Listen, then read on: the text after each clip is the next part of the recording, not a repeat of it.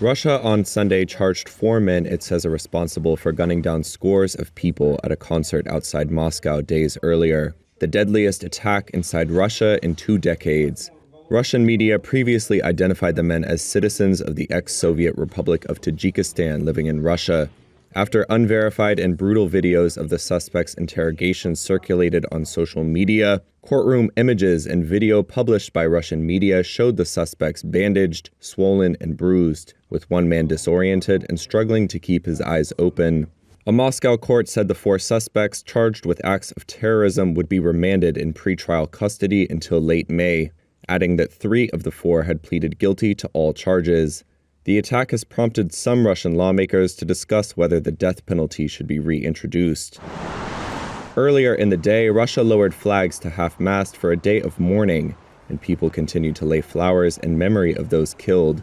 By Sunday night, the death toll had risen to 137, with over 100 still in the hospital, and some in serious condition. The Islamic militant group Islamic State has claimed responsibility and released footage of the attack, the location of which Reuters was able to confirm. Russian authorities said the gunmen were captured near the Ukrainian border after fleeing the concert venue on Friday, and Putin, who has not yet publicly mentioned Islamic State in connection with the attack, said that some on the, quote, Ukrainian side had been prepared to spirit the gunmen across the border. Ukraine has denied any role in the attack.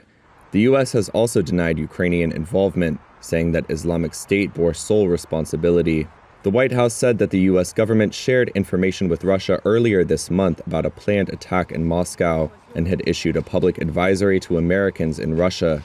Russian officials have bristled at the U.S. comments on the attack and say Russian investigators must be allowed to make their own findings.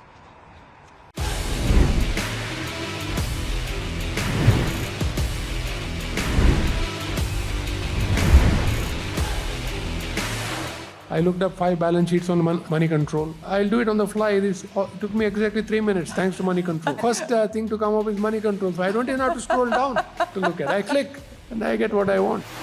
When I started my career, there was a huge information arbitrage between institutional investors and retail investors. The arbitrage gap between institutional and retail investor has disappeared, mainly due to Money Control.